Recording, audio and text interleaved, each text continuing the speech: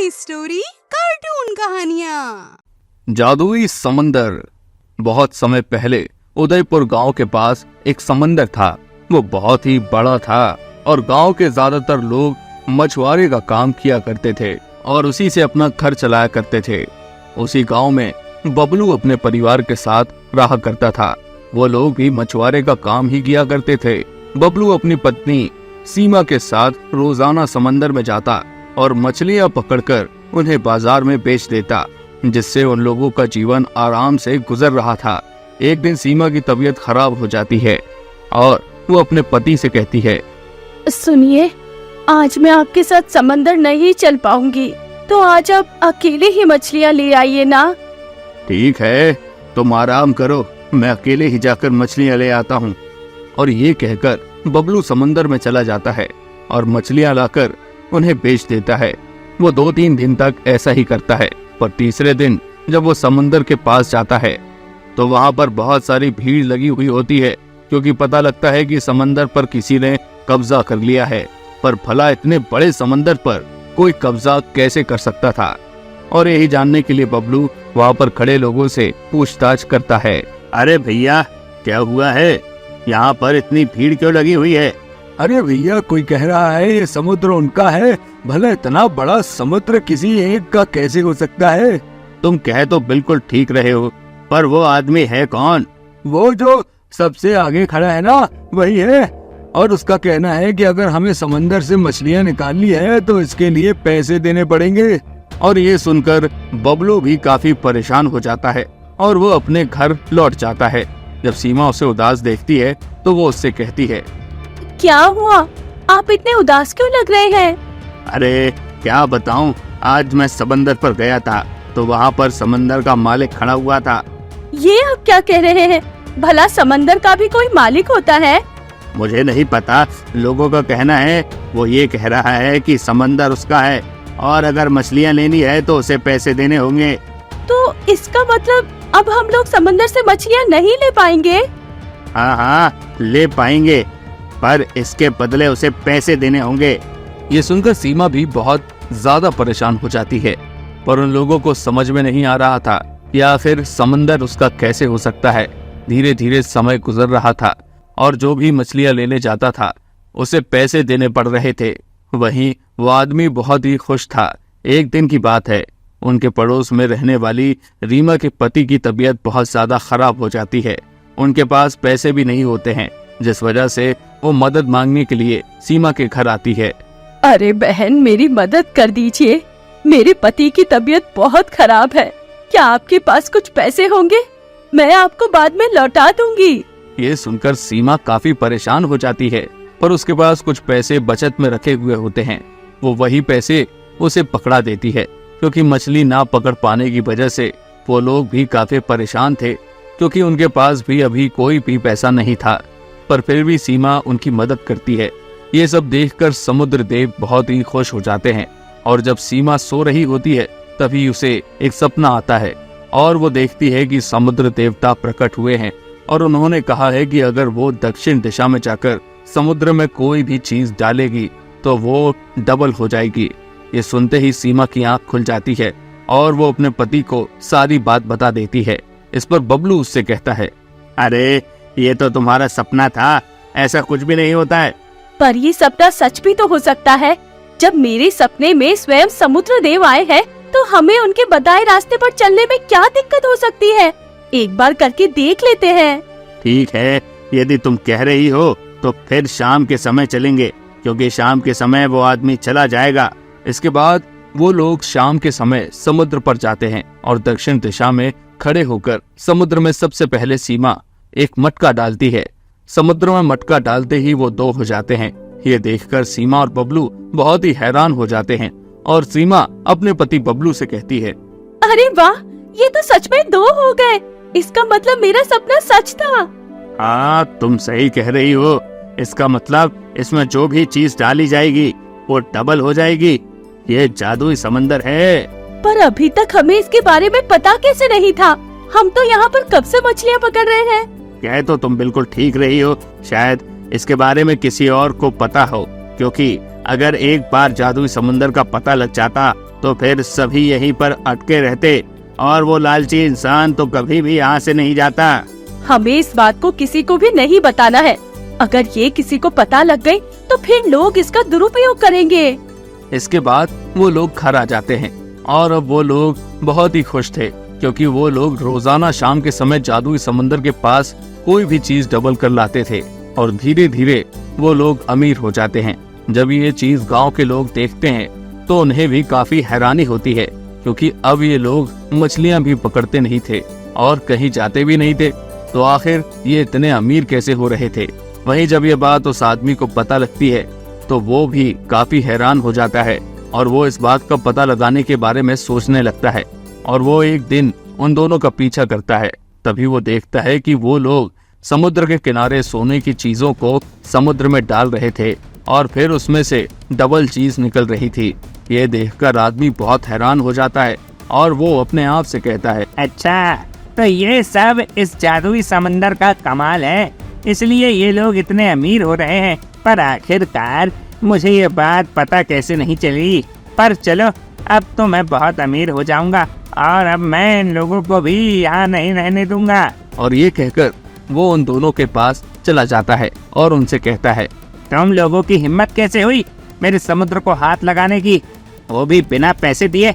मैंने पहले ही कहा था ना, जिस किसी को भी समुद्र से मछलियाँ निकालनी है उसे पैसे देने पड़ेंगे। ये सुनकर वो लोग काफी हैरान हो जाते हैं और चुपचाप वहाँ से चले जाते हैं। वहीं अगले दिन वो आदमी पूरे गांव में ये बात फैला देता है कि उसका समुद्र जादुई है और ये चीजों को डबल कर देता है और अगर वो अपनी चीजों को डबल करना चाहते हैं तो उन्हें पैसे ज्यादा देने पड़ेंगे। जब ये बात बबलू और सीमा को पता लगती है तो वो काफी ज्यादा परेशान हो जाते हैं और सीमा बबलू से कहती है, अजी ये कैसे हो गया? उसे पता कैसे लग गया कि समुद्र जादुई है? मुझे लगता है कल उसने सब कुछ देख लिया, इसीलिए उसने हमसे कुछ नहीं कहा। अब क्या होगा? अब हम लोग क्या करेंगे? वो तो इसका दुरुपयोग करेगा। अब जो होगा समुद्र देव खुद देखेंगे क्योंकि उन्होंने ही तो हमें सपना दिया था और वैसे भी हम लोग तो अमीर हो गए हैं, अब दूसरों का भी कल्याण होने दो। ये सुनकर सीमा चुप हो जाती है और अब सभी गांव वाले समुद्र के पास पहुंच जाते हैं। सभी जादुई समुद्र को देखने के लिए उत्सुक थे। किसी के हाथ में मटका था तो किसी के हाथ में सोने के कंगन, तो कोई अपने सारे जेवर ले आया था। वहीं वो आदमी भी काफी खुश था क्योंकि वो सोच रहा था अब वो बहुत ही माला माल हो जाएगा और वो लोगों से बहुत सारे पैसे वसूलेगा। इसके बाद सभी लोग समुद्र में एक एक करके अपनी चीजें डालने लगे, पर समुद्र चीजों को डबल कर ही नहीं रहा था बल्कि चीजें समुद्र में ही डूब जा रही थी। ये देखकर लोग काफी हैरान हो जाते हैं और वो लोग उस आदमी से कहते हैं, तुमने हमें बेवकूफ बनाया है, ये समुद्र तो चीजों को डुबा रहा है, हमारी चीजें हमें वापस करो। पर ये कैसे हो रहा है? कल तक तो ये चीजों को डबल कर रहा था। हमें कुछ नहीं पता, हमें हमारा सामान वापस चाहिए वरना हम तुम्हें छोड़ेंगे नहीं। तुमने हमें बेवकूफ बनाया है, जरूर ये तुम्हारी कोई साजिश है। और ये कहकर सभी गांव वाले उस आदमी को पीटने लगते हैं। इस पर आदमी अपनी जान बचाकर वहां से भाग जाता है और फिर सभी गांव वाले भी वहां से चले जाते हैं। वहीं ये देखकर सीमा और बबलू काफी हैरान हो जाते हैं, पर फिर वो सोचते हैं कि समुद्र देव ने अपना जादू खत्म कर दिया है और अब वो बहुत ही खुश थे क्योंकि वो आदमी वहां से भाग चुका था और अब फिर से सभी गांव वाले समुद्र से फ्री में मछलियां पकड़ने लगे थे। तो दोस्तों, हमें इस कहानी से ये सीख मिलती है कि हमें कभी भी लालच नहीं करना चाहिए क्योंकि ज्यादा लालच करने से हमारा ही बुरा हो जाता है। चंद्रयान हुआ हैक, कैसे पकड़ा गया चंद्रयान का हैकर। आज राकेश का मन काफी घबरा रहा था क्योंकि आज वो उस प्रोजेक्ट पर काम कर रहा था जिसे उसने पहले भी किया था, पर वो उसमें सफल नहीं रहा था, यानी कि चंद्रयान 2। राकेश को उदास देखकर उसकी पत्नी ने उससे कहा, आप इतने उदास क्यों हो रहे हैं? आप इतने बड़े साइंटिस्ट हैं, फिर भी छोटी सी विफलता से उदास हो गए? ऐसी बात नहीं है, मैं जो काम करने जा रहा हूँ उसे पहले भी किया था। तुम्हें तो पता ही है चंद्रयान 2 के बारे में, वो फेल हो गया था। मुझे पता है, पर इसमें उदास होने वाली क्या बात है? आप फिर से कोशिश कीजिए, मुझे उम्मीद है इस बार आप जरूर कामयाब होंगे। पर मुझे डर लग रहा है क्योंकि सरकार को मुझ पर भरोसा है। जब सरकार को आप पर भरोसा है तो आपको खुद भी अपने आप पर भरोसा होना चाहिए। यह सुनकर राकेश के अंदर थोड़ा जोश आया और उसने चंद्रयान को बनाना शुरू किया। उसके साथ और भी कई सारे लोग थे क्योंकि उसने पूरी टीम बनाई थी और सभी टीम मेंबर चंद्रयान 3 को बनाने में लगे हुए थे। वही राकेश नहीं चाहता था कि इस बार कोई भी गड़बड़ हो, जिस वजह से वो उसमें अपना पूरा 100% लगा रहा था। चंद्रयान लगभग बनने को तैयार था, पर अभी भी राकेश को उसके अंदर कुछ कमी लग रही थी, जिस वजह से वो काफी परेशान था।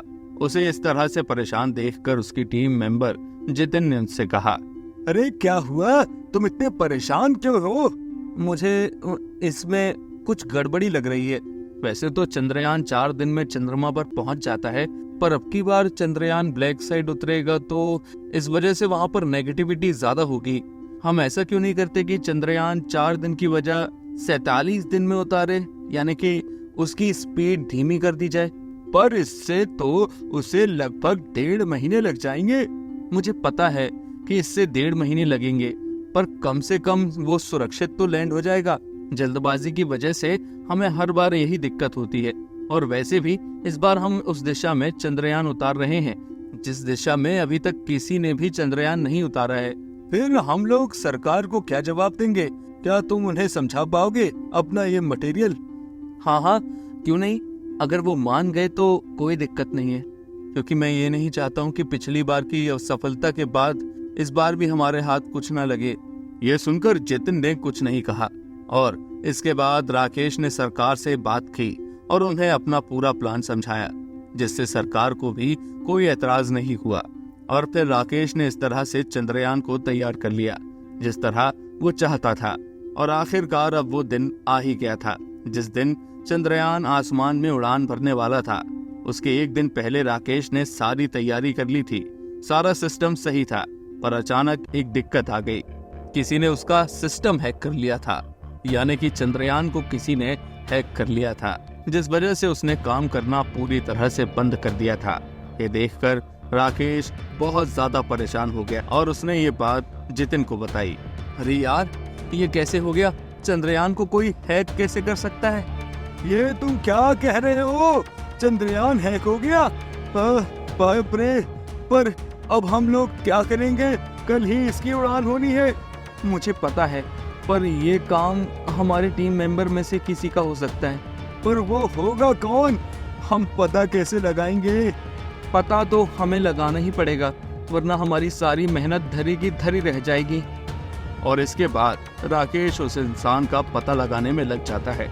वो अपने सभी टीम मेंबर्स को बुलाता है और उनसे कहता है, आज चंद्रयान के पास कौन कौन गया था? मुझे सच सच बताओ। सभी लोग मना कर देते हैं क्योंकि आज सिर्फ राकेश को ही चंद्रयान देखना था। पर राकेश को समझ में नहीं आ रहा था कि वो तो अपने साथ किसी को भी नहीं ले गया था, तो फिर आखिर ऐसा कर कौन सकता था। उसने जब कैमरे की रिकॉर्डिंग चेक की तो वहां पर भी कुछ उसे नहीं मिला। ऐसा लग रहा था कि मानो किसी ने वहां पर छेड़छाड़ कर दी हो।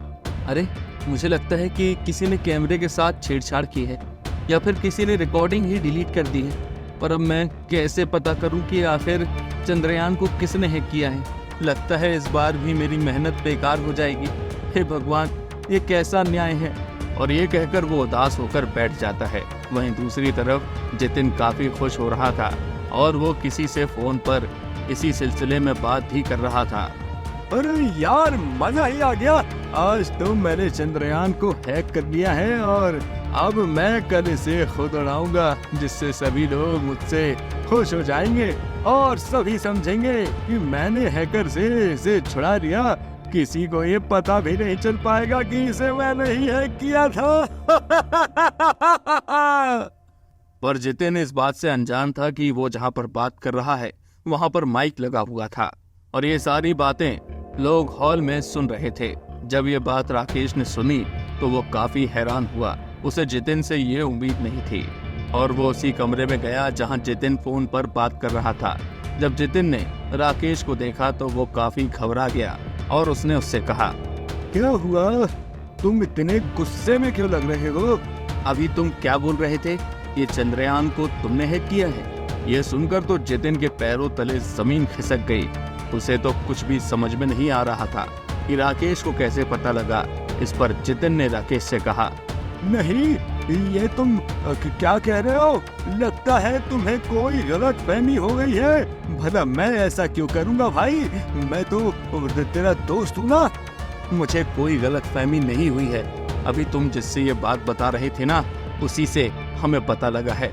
क्योंकि तुम जहाँ पर बात कर रहे हो वहाँ पर एक छोटा सा माइक लगा था और तुमने इस पर गौर नहीं किया, जिससे तुम्हारी बातें सभी ने सुन ली हैं। यह सुनकर जब जितिन ने उस तरफ देखा तो वहाँ सच में एक छोटा सा माइक लगा था और उसका ध्यान उस पर बिल्कुल भी नहीं गया, जिस वजह से उससे इतनी बड़ी गलती हो गई। जब उसे अपनी गलती का एहसास हुआ तो वो बहुत ही घबरा गया। इस पर राकेश ने उससे कहा, मुझे तुमसे ये उम्मीद नहीं थी। मैं तो सोच रहा था तू मेरा अच्छा दोस्त है, तुझे खुशी होगी, पर तू तो परे भी निकला और मतलबी भी। पूरा श्रेय अपने ऊपर लेना चाहता था। मुझे माफ कर दे, मुझसे गलती हो गई भाई। मैं तो बस इसलिए ये सब कर रहा था जिससे सभी मुझसे खुश हो जाए। तुझे माफ नहीं किया जा सकता क्योंकि मैं अकेला नहीं हूँ, बल्कि तेरी ये बात सारे साइंटिस्ट ने सुनी है और अब कोई भी तेरे साथ काम नहीं करेगा। नहीं, तू ऐसा नहीं कर सकता है। मैंने भी इसमें अपना पूरा समय और मेहनत लगाई है। तू मुझे इस तरह इस प्रोजेक्ट से निकाल नहीं सकता है। इस बारे में हम बाद में बात करेंगे। अभी तू यहाँ से चला जा, क्योंकि मुझे बहुत सारे काम हैं। सबसे पहले तो तुझे चंद्रयान को सही करना है, वरना अगर ये बात मैंने सरकार तक पहुंचा दी तो तू मुसीबत में आ जाएगा। यह सुनकर जितिन बहुत ज्यादा दुखी हो जाता है। इसके बाद जितिन चंद्रयान को सही कर देता है। चंद्रयान के सही होते ही राकेश बहुत खुश हो जाता है और अगले दिन चंद्रयान उड़ान भरने के लिए तैयार था। वहीं राकेश का दिल जोर जोर से धड़क रहा था। वो बार बार भगवान का नाम ले रहा था, हे भगवान, अब सब तुम्हारे ऊपर है। आप सही सलामत चंद्रयान को ऊंची उड़ान देना, ये सही तरह से उड़ जाए बस। वही सभी लोग बस यही सोच रहे थे कि अब क्या होगा। और इसके बाद जैसे ही चंद्रयान उड़ने के लिए तैयार हुआ, सभी लोग बहुत ही बेसब्री दिखाने लगे और कुछ ही देर में चंद्रयान ने अपनी उड़ान भर ली, जिसे देखकर सभी लोग बहुत ज्यादा खुश हो गए। और देखते ही देखते चंद्रयान आसमान में तेजी से ऊपर चला गया, जिसे देखकर राकेश भी बहुत खुश हुआ क्योंकि उसका चंद्रयान 3 सफल हो गया था। वहीं लगभग 47 दिन इंतजार करने के बाद चंद्रयान ने चंद्रमा पर सुरक्षित लैंडिंग कर ली, जिससे पूरे भारत का नाम रोशन हो गया। और वहीं हर तरफ चंद्रयान 3 की चर्चा हो रही थी। दोस्तों, हमें इस कहानी से ये सीख मिलती है कि हमें कभी भी हार नहीं माननी चाहिए। हमें हमेशा प्रयास करते रहना चाहिए, क्योंकि प्रयास से ही हमें सफलता मिलती है। तो दोस्तों, कैसी लगी आपको हमारी कहानी? अगर पसंद आई हो तो लाइक, शेयर और सब्सक्राइब करना ना भूलें और ऐसी ही दिलचस्प कहानियों के लिए बने रहें हमारे चैनल पर। और हाँ, नीचे कमेंट में अपनी पसंद के बारे में जरूर बताएं।